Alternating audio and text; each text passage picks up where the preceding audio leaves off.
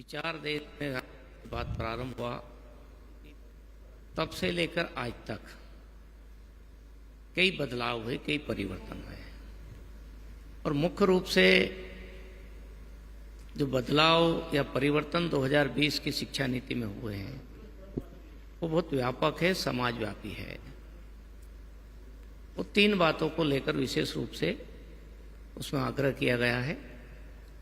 शिक्षा भारत केंद्रित हो, गुणवत्तापूर्ण और ज्ञान आधारित हो और इसी प्रकार से पूरी शिक्षा नीति के क्रियान्वयन का काम देश के साथ मध्य प्रदेश में चल रहा है और मध्य प्रदेश जिसमें से अग्रणी राज्य में माना जाता है। हमने कई सारे समय पर राष्ट्रीय शिक्षा नीति को लागू करने का निर्णय हमारे मुख्यमंत्री श्रीमान मोहन यादव जी जब उच्च शिक्षा मंत्री थे तब लागू करने का निर्णय कर लिया था। इसी प्रकार स्कूल शिक्षा में भी पहले ही लागू हो गया था। उसका क्रियान्वयन का जो पक्ष है, आज़ादी के बाद में पहली बार इतना प्रयास हो रहा है कि नीतियां पहले भी बनी है लेकिन उनके क्रियान्वयन में जितना परिश्रम करना, उसको धरातल पर उतारना उतना नहीं हुआ और इस कारण से हम जितना जो लक्ष्य हासिल करना चाहिए था, मुझे लगता है वो हम नहीं कर पाए। ठीक है, लेकिन अभी की जो शिक्षा नीति पर प्रयास हो रहे हैं, बदलाव हो रहे हैं, वो बेसिक सब चीज़ों को ध्यान में रखते हो रहे हैं। जैसे शिक्षकों की भर्ती का विषय है तो उसको हम पूरा करते जा रहे हैं, लगातार भर्ती का क्रम चल रहा है। हम 2-3 साल में लगभग सब रिक्तियां हमारी समाप्त हो जाएगी, पूर्ति हो जाएगी। मतलब अगले 2-3 साल में सारे जो रिक्त पद हैं वो भरे जाएंगे सारे पद। इसी प्रकार से हमने अब जैसे राष्ट्रीय शिक्षा नीति में अलग अलग विषय के विद्यार्थी अलग अलग विषय से जुड़ करके सब्जेक्ट ले सकते हैं। बीए का विद्यार्थी साइंस का ले सकता है, साइंस का विद्यार्थी कॉमर्स का ले सकता है। तो उनको सभी संकायों को बहुसंख्यक कॉलेज बनाने का काम हम लगातार चल रहे हैं और साथ में शोध पर काम होना चाहिए। इसलिए अधिकांश कॉलेजों को जिनमें छात्र संख्या पर्याप्त है, लगभग वो 400 ऐसे केंद्र बनेंगे जो शोध के रूप में विकसित होंगे हमारे रिसर्च पर पीजी कॉलेज। आप कह रहे हैं रिसर्च पर जोर देगी मध्य प्रदेश सरकार। रिसर्च सेंटर बनेंगे 400 के लगभग अभी है और बाकी और पर काम चल रहा है। तो ये लगातार बढ़ाते जा रहे हैं। तो बगैर रिसर्च के हम शिक्षा को उस स्थान पर नहीं पहुंचा सकते। लेकिन भारत, सॉरी मैं आपको रोक रहा हूँ, भारत तो युवाओं का देश बहुत लंबे वक्त से है। आपको लगता है कि 1986 में इससे पहले जो शिक्षा नीति थी वो आई थी 92 में, उसको रिवाइज किया था केंद्रीय स्तर पर, 30 साल का लगभग वक्त लग गया एक नई एजुकेशन पॉलिसी देश में जहां पर एक बहुत बड़ी आबादी युवाओं। देखिए 86 में जब शिक्षा नीति का ड्राफ्ट आया था उसका क्रियान्वयन ही बहुत लेट हुआ था। 2005 के लगभग जाकर के उसका क्रियान्वयन हुआ था। 2020 की शिक्षा नीति में ऐसा नहीं है। जो 2020 की शिक्षा नीति को तत्काल लागू करने का काम देश में चालू हो गया और उस पर हमारे एक्सपर्ट लोग, विद्वान लोग, शिक्षाविद सारे बड़ी तैयारी के साथ में पूरा प्रयास कर रहे हैं और काम कर रहे हैं जी। जिसमें बहुत मध्य प्रदेश में जो काम बड़ा परिवर्तन का हुआ है कि हम ऊषा PM ऊषा योजना के तहत जो पैसा आ रहा पूरा हम कंप्यूटराइज कर रहे हैं, कंप्यूटर लैब बना रहे हैं, स्मार्ट क्लासें बना रहे हैं। ऐसा सब अत्याधुनिक सुविधाओं के साथ हम हमारे कॉलेजों को तैयार करने पर काम कर रहे हैं। थोड़े समय में वो सारा हमारा हो जाएगा ताकि हम जो हमारे पास जो मैन पावर है, फैकल्टीज है, उसके अतिरिक्त भी हम राष्ट्रीय स्तर के से जो एक्सपर्ट है उनसे सीधा वर्चुअल भी हम हमारी क्लासों को मार्गदर्शन प्राप्त कर सकते हैं, विषय के एक्सपर्टों को जोड़ सकेंगे। सर अक्सर जब हम कंपेयर करते हैं हायर एजुकेशन की पूरे सिस्टम को तो नॉर्थ वर्सेस साउथ और वेस्ट में एक बहुत बड़ा गैप दिखता है। उत्तर भारत के मुकाबले दक्षिण भारत और महाराष्ट्र जैसे राज्यों में जमीन आसमान का फासला था। लेकिन मैं आंकड़े पढ़ रहा था, मध्य प्रदेश में भी कॉलेजेस की संख्या देश के दक्षिण के भी कई राज्यों के बराबर है, उनसे ज्यादा है या थोड़ा बहुत ही फासला है। केवल संख्या के मामले में मध्य प्रदेश बेहतर है या क्वालिटी एजुकेशन जिसको लेकर चिंता जताई जाती है? देखिए संख्या के मामले पर भी आप काम कर रहे हैं। संख्या के मामले में तो लगभग सब थोड़ा बहुत 19-20 का होगा, लेकिन कॉलेजों की संख्या पर्याप्त अपन ने सरकार ने भी और प्राइवेट सेक्टर का बहुत बड़ा योगदान हमारे यहाँ है। कॉलेजों की कमी नहीं है। रहा गुणवत्तापूर्ण शिक्षा देने का, वही खास बात है। क्वालिटी बेस यहाँ होगा तो हम परिवर्तन कर पाएंगे। बेसिकली उसके कारण से, उसका कमी के कारण कही रहे कि भाई हमारे पास में रेगुलर शिक्षक नहीं थे, प्राध्यापक नहीं थे, असिस्टेंट प्राध्यापक नहीं थे, फिर साधन नहीं थे। वो सब हम अत्याधुनिक तरीके से, जैसे भी हमारे हर जिले में एक कॉलेज को हमने पीएम एक्सीलेंस के रूप में विकसित कर रहे हैं। उसमें नए नए रोजगारोन्मुखी विषय भी हम जोड़ते जा रहे हैं ताकि विद्यार्थियों को रोजगार के अवसर भी पढ़ते पढ़ते कैसे मिल जाए, कैंपस से हमारे विद्यार्थी कैसे रोजगार में चले जाए, इस प्रकार का प्रयास अभी वर्तमान में हमारा हो रहा है। चूंकि आप तकनीकी शिक्षा को भी देखते हैं और भारत में ये एक अपने आप में बहुत बड़ी दिक्कत है।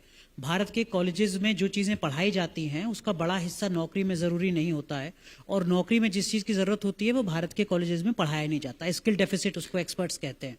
इस मोर्चे पर भी आप कुछ काम कर रहे हैं? मैं कहना चाहता हूँ, क्या है कि हमारे यहाँ विशेषकर मध्य प्रदेश में है, इससे मैं प्राइवेट सेक्टर को अलग कर रहा हूँ भी, लेकिन गवर्नमेंट सेक्टर में जो कमी थी कि जो हमारे यहाँ जैसे लोगों को शिक्षा दे रहे थे, विषय सिलेबस में जोड़ रहे थे, उसका उपयोग विद्यार्थियों को कम होता था। वो अपनी डिग्री या डिप्लोमा लेकर घूमता रहता था। जो हमारी इंडस्ट्री है उसकी मांग की पूर्ति हम नहीं कर पा रहे थे, और इसलिए पहली बार हमने ऐसा किया है कि हमारी इंडस्ट्री के साथ में एकेडमिया और इंडस्ट्री मिल करके क्या क्या बदलाव करना चाहिए। जिस क्षेत्र में जो इंडस्ट्री है, जैसे सतना तरफ है तो वहाँ सीमेंट टेक्नोलॉजी के लिए होना चाहिए, कहीं माइनिंग का काम है तो माइनिंग टेक्नोलॉजी पर काम होना चाहिए। वो सब हमने भी प्रारंभ किया है।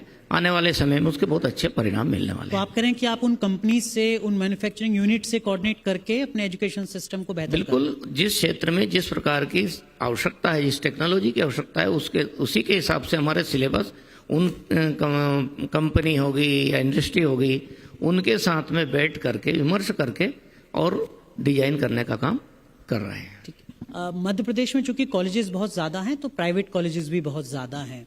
Private college versus government colleges में एक क्या कोई बड़ा फासला, बड़ा गैप नजर आता है? मतलब अगर कोई बच्चा पढ़ना चाहे तो वो क्या सरकारी कॉलेज में भी जाके उसी तरीके के इंफ्रास्ट्रक्चर में उसी तरीके की क्वालिटी एजुकेशन ले सकता है? सरकारी कॉलेज भी हमारे कई बहुत अच्छे हैं जहाँ उपस्थिति भी अच्छी है, और प्राइवेट सेक्टर भी कई जगह पर बहुत अच्छा काम है, वहाँ भी जा सकते हैं कॉलेज में। कुछ जगह चैलेंज है, वो मुझे लगता है कि प्राइवेट सेक्टर में भी होगा जहाँ उचित प्रबंधन नहीं होगा। और हमारे यहाँ तो है ही उपस्थिति का छात्रों की, क्योंकि कैंपस खाली है, परिसर खाली है। जितने एडमिशन लेते हैं उसके 50% विद्यार्थी भी कई बार कॉलेज तक नहीं पहुँच पाते हैं। वो भी जो नीचे के कॉलेज है उसकी बड़ी संख्या है, लेकिन जो अच्छे गुणवत्तापूर्ण कॉलेज है, अच्छे कॉलेज है, उन कॉलेजों में उपस्थिति गवर्नमेंट सेक्टर में भी पर्याप्त हो रही है। 75 से 80% उपस्थिति का आंकड़ा आ रहा है। कुल मिलाकर के गुणवत्तापूर्ण शिक्षा एक तरफ है, लेकिन बहुत अच्छे परिणाम नहीं देने वाले कॉलेज भी हमारे पास है, और उसी को हम ध्यान में रखते हुए निरंतर वहाँ की जो क्या कमी है कि क्यों विद्यार्थी नहीं आ पा रहे हैं, आखिर में पढ़ाने वाले जो लोग हैं वो आकर्षित नहीं कर पा रहे हैं, क्या हमारा सिलेबस आकर्षित नहीं कर पा रहा है, इस सब पर काम लगातार मध्य प्रदेश में चल रहा है। सर, जो ग्रॉस एनरोलमेंट रेशियो है हायर एजुकेशन का, वो लगभग मध्य प्रदेश का उतना ही है जितना राष्ट्रीय औसत है, आप मुझे करेक्ट कीजिएगा। लेकिन जब हम शेड्यूल कास्ट देखते हैं, शेड्यूल ट्राइब्स देखते हैं, ओबीसी देखते हैं, माइनॉरिटीज़ देखते हैं, तो उसमें कहीं कुछ अंतर नज़र आता है। मध्य प्रदेश में भी क्या ऐसा है, और क्या उसको सुधारने के लिए कोई काम चल रहा है मिशन मोड में? देखिए, सरकार की ओर से लगातार प्रयास सभी वर्ग के लिए शिक्षा, लगभग जो आरक्षित वर्ग हमारे देश में या प्रदेश में है उनके लिए निःशुल्क शिक्षा जैसी व्यवस्था की जा रही है। उनके लिए कोचिंग भी चलाने का काम सरकारी स्तर पर किया जा रहा है, बाकी हॉस्टल की सुविधा भी दी जा रही है। और अब जाकर के आज एक क्रांति के रूप में मैं कहूँगा कि बेटियों की संख्या हर वर्ग में बढ़ रही है। एक पूरी भारत के लिए बहुत, और मध्य प्रदेश के लिए भी बहुत अच्छा समाचार है कि अब बेटियों की संख्या भी छात्रों के बराबर ही, लड़कियों की भी, लड़कों के बराबर लड़कियों की संख्या भी उतनी ही कॉलेजों में आज आ रही है। ये बड़ा परिवर्तन का संकेत देता है। ठीक है। और SC ST OBC, SC ST सभी वर्ग में है। जैसे भाई मैं कहता हूँ ट्राइबल क्षेत्र के कॉलेजों की बात करता हूँ, धार, झाबुआ, अलीराजपुर, मंडला आदि की, तो वहाँ जो है बेटियों की संख्या वहाँ उस क्षेत्र के मान से पर्याप्त संख्या में कॉलेजों में आ रही है, एडमिशन ले रही है। यानी शिक्षा का रुझान सभी वर्ग में बढ़ा है, और मैं सोचता हूँ कि यही हमारे लिए बड़ी उपलब्धि है। संभवतः इसी बार के बजट में या इससे पिछले बजट में केंद्र सरकार ने टेक्निकल एजुकेशन को रोजगार से जोड़ने के लिहाज से एक बड़ा ऐलान किया था कि हम इंटर्नशिप प्रोग्राम शुरू करेंगे। जो बच्चे पढ़ते हैं उनको अलग अलग जो बड़ी कंपनीज हैं उनमें इंटर्नशिप दी जाएगी। आपको लगता है कि ये एक वेलकम स्टेप है और क्या स्टेट लेवल पर ऐसी कोई चीज़ आप प्लान कर रहे हैं?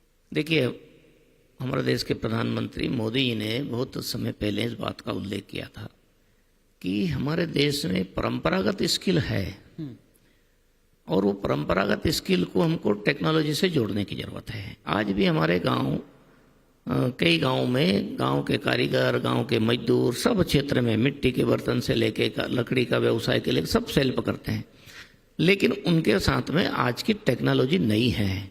तो उस टेक्नोलॉजी को जोड़ने की ज़रूरत है, यानी उनको भी ट्रेनिंग देने की ज़रूरत है। केवल हम हमारे कॉलेज कैंपसों से हम स्किल करेंगे लोगों को, इससे भिन्न भी हमको व्यवस्था बनानी पड़ेगी। और मैं समझता हूँ मोदी जी ने वो व्यवस्था की है जिसके कारण से लोगों को रुझान बढ़े, जुड़ने का अवसर मिले। और इंटर्नशिप योजना जो लागू की गई है वो ऐसे लोगों को भी जोड़ने का काम कर रही है। कम शिक्षित लोग हैं वो भी इससे प्रकार के पाठ्यक्रम में सम्मिलित होकर प्रशिक्षण प्राप्त कर सकते हैं और अपने रोजगार को और अच्छा बढ़ा सकते हैं। अब चूंकि दुनिया बहुत तेजी से बदल रही है, एआई का ज़माना है, रोबोटिक्स, डेटा एनालिसिस, तमाम चीज़ें चल रही हैं। अब बहुत सी चीज़ें मुझे भी नहीं पता। क्या मध्य प्रदेश का हायर एजुकेशन डिपार्टमेंट, आपकी मिनिस्ट्री ऐसी चुनौतियों से निपटने के लिए भी कोई रोड मैप बना रही है क्या? देखिए, जो दुनिया में बदलाव हो रहा है उस बदलाव को हमको भी स्वीकार करना पड़ता है और इसलिए एआई जैसे विषय को हमने भी स्वीकार किया है और पढ़ाई प्रारंभ की गई है। काफ़ी हमारे लोग उसका उपयोग कर रहे हैं और हर कॉलेजों के लिए हमने उस सब्जेक्ट को, जैसे जिले के एक कॉलेज को हमने हायर एजुकेशन में, टेक्निकल एजुकेशन में लगभग सभी कॉलेजों में हमने उसको जोड़ने का काम प्रारंभ किया है और उसके अच्छे परिणाम है। बहुत अच्छा रुझान भी है, एडमिशन अच्छे हो रहे हैं। मैं समझता हूँ आने वाले समय में उसकी उपयोगिता लोग और समझेंगे और जुड़ने का काम करेंगे। जिसका जिक्र मैंने शुरू में किया था कि पहले जो उत्तर भारत के बच्चे होते थे, उदाहरण के लिए वो इंजीनियरिंग करने के लिए जाते थे दक्षिण भारत में या महाराष्ट्र जैसे बड़े राज्य में। क्या वो स्थिति अब मध्य प्रदेश में बदली है हाल के सालों में? क्या मध्य प्रदेश के बच्चे को पलायन नहीं करना पड़ रहा है बेहतर एजुकेशन के लिए? क्या मध्य प्रदेश में वो बेहतर विकल्प? शिक्षा एक ऐसा वो है उपक्रम जिसमें इस अलग अलग राज्य के लोग अलग अलग प्रदेशों में जाते रहते हैं। कई राज्यों के अपने यहाँ भी बच्चे पहले भी आते रहे और आज भी आते रहेंगे और आगे भी आते रहेंगे। और उसी दृष्टि से इंजीनियरिंग के क्षेत्र में जो बदलाव, परिवर्तन जो हम सिलेबस में सारे कर रहे हैं उसके कारण से अपने यहाँ के बच्चों को यहीं अवसर मिलने का काम पड़ रहा है। और कई हमारे पास पॉलिटेक्निक कॉलेज जैसे कि 100% प्लेसमेंट उनका हो रहा है। पॉलिटेक्निक का भी, इंजीनियरिंग कॉलेजों का भी हमारा 100% प्लेसमेंट हो रहा है। प्राइवेट सेक्टर में भी कई यूनिवर्सिटी है, कई कॉलेज हमारे, उनमें से 100% प्लेसमेंट कर रहे हैं। तो इसका मतलब ये कि जो बदलाव हो रहा है उसको सबने स्वीकार किया है और जैसी आवश्यकता है इंडस्ट्री को और समाज को लोग ऐसे लोग बनाने में, शिक्षा में वैसा बदलाव जो एक मंत्रालय और है आपके पास और वो उसकी चर्चा बहुत कम होती है, आयुष। आयुष कैसे रोजमर्रा की जिंदगी में हमारा आपका हिस्सा बन जाए, इसको लेकर कोई प्लान है क्या? हालांकि मोदी जी ने बहुत फोकस किया है आयुष पर। आप देखोगे कि आजादी से 2023 तक हमारे प्रदेश में 7 कॉलेज थे आयुष विभाग जी। अभी हमने 1.5-2 साल मान लो, अभी नवंबर तक हमारा समय दिसंबर में सरकार बनी थी। अभी 7 अभी और हम करने वाले हैं। जो भारत सरकार से 7 कॉलेजों की हमको अनुमति मिली है और एक मध्य प्रदेश सरकार अपने फंड से एक जिले में बनाने वाली है। ऐसे करके 8 कॉलेजों का स्वीकृति होकर के हम उस पर काम प्रारंभ किए। 8-15 कॉलेज बनाने वाले देश में पहले राज्य बनेंगे जितना एकदम 1-1.5-2 साल में हमने वो किया है। और बड़ी संख्या में उसकी सीट हमारी बढ़ेगी और उसका उद्देश्य ये है कि एलोपैथी के जितने हमारे मेडिकल कॉलेज से पूरे हैं, उस मेडिकल कॉलेज में जितने हम डॉक्टर बनाते हैं अभी तक हमारी ग्रामीण भारत का और स्वास्थ्य के लिए पर्याप्त संख्या में नहीं बना। लेकिन आयुर्वेद के जो चिकित्सालय वो नीचे तक हम स्थापित करते जा रहे हैं। तो आयुर्वेद का डॉक्टर वहाँ गांव में रहेगा और गांव के लोगों को योग के साथ जोड़ करके स्वस्थ कैसे रह सकते हैं और आवश्यकता पड़ी तो औषधियों का उपयोग करेगा। इस प्रकार का मध्य प्रदेश बहुत अच्छा राज्य बनने जाने वाला है, जिसमें आयुर्वेद का बड़े पैमाने पर हम वेलनेस सेंटर बना रहे हैं। जितने पर्यटन स्थल है उन सबको हम वेलनेस सेंटर बना रहे हैं। मध्य प्रदेश में 2 बड़े वेलनेस सेंटर बन रहे हैं, खजुराहो में और उज्जैन में 50 बिस्तरी, भोपाल में पहले से है ही हमारे पास। ऐसे वेलनेस सेंटर बनाना ताकि ज़्यादा से ज़्यादा लोग आयुर्वेद चिकित्सा का उपयोग कर सके और अपने को आपको स्वस्थ रख सके, काम करने के हमेशा योग्य बना के रख सके। एक चीज जो मुझे लगा कि उस पर आपको सम्मानित मंत्री के तौर पर काम और ज्यादा करना चाहिए, वो है सेंट्रल यूनिवर्सिटी, केंद्रीय विश्वविद्यालय सेंट्रल यूनिवर्सिटी। मैं पढ़ रहा था बिहार में 4 हैं, आंध्र प्रदेश में 3 हैं, तेलंगाना में 3 हैं, दिल्ली बहुत छोटा राज्य है 6 हैं, उत्तर प्रदेश बड़ा राज्य है वहां भी 6 हैं, लेकिन मध्य प्रदेश में 2 हैं। आपको लगता है यहाँ थोड़ा बार्गेन किया जा सकता है केंद्रीय शिक्षा मंत्री से? देखिए, केंद्रीय कम से कम एक केंद्रीय विश्वविद्यालय, केंद्रीय विश्वविद्यालय की अपनी एक भूमिका होती है। और अभी रक्षा विश्वविद्यालय एक हमारे यहाँ पर खोलने का भारत सरकार ने अनुमति दी, जो आरजीपीवी के ही कैंपस में, डिफेंस यूनिवर्सिटी। जी, रक्षा। ऐसे सरकार, केंद्र सरकार लगातार कर रही है। एक हम अय्या के लिए भारत सरकार को प्रस्ताव गया है, जैसे हमारा एम्स है एलोपैथी का, इसी प्रकार का अय्या है जो आयुर्वेद का सेंटर बनेगा, वो उसके लिए भी हमारा प्रस्ताव, जैसे दिल्ली एम्स आयुर्वेद का एक बना हुआ है। जैसा आयुर्वेद का, जैसा दिल्ली में आयुर्वेद का है, ऐसा प्रकार का मध्य प्रदेश में भी एक मिलने का चल रहा है, लगभग फाइनल स्थिति में है। तो हम प्रयास कर रहे हैं, सरकार की ओर से यहाँ से प्रस्ताव भेज रहे हैं और वहाँ से भी सकारात्मक, क्योंकि यदि दिल्ली का रुख सकारात्मक नहीं होता तो एक साथ 7 कॉलेजों को केंद्र सरकार, मतलब डबल इंजन सरकार का फायदा मिल रहा है मध्य प्रदेश के लिए। निश्चित रूप से केंद्र के एजेंडे में आयुर्वेद महत्वपूर्ण है और मैं जो समझता हूँ कि भारत की ज्ञान परंपरा से जुड़ा हुआ विषय है। सदियों से भारत के लोग, जब दुनिया के लोग कुछ नहीं जानते थे, तब से आयुर्वेद में अपने देश के लोगों को एक प्रकार से इलाज करने का क्रम चलता रहा है। और जड़ी बूटियों से अपने आसपास ही दवाई होती। विशेषता है कि जिस क्षेत्र में जो बीमारी फैलती है उसके आसपास 15-20 किलोमीटर के आसपास ही उसका उपचार की औषधियाँ भी उपलब्ध होती रही है भारत में। उसी को फिर से हमने आगे बढ़ाने का बड़ा संकल्प। ठीक है, बहुत बहुत शुक्रिया सर हमारे साथ जुड़ने के लिए इस कॉन्क्लेव में। और मध्य प्रदेश की युवा आबादी के लिए क्या आपका रोड मैप है, ये हमारे साथ इस कॉन्क्लेव में साझा करने के लिए धन्यवाद। धन्यवाद, थैंक यू सर।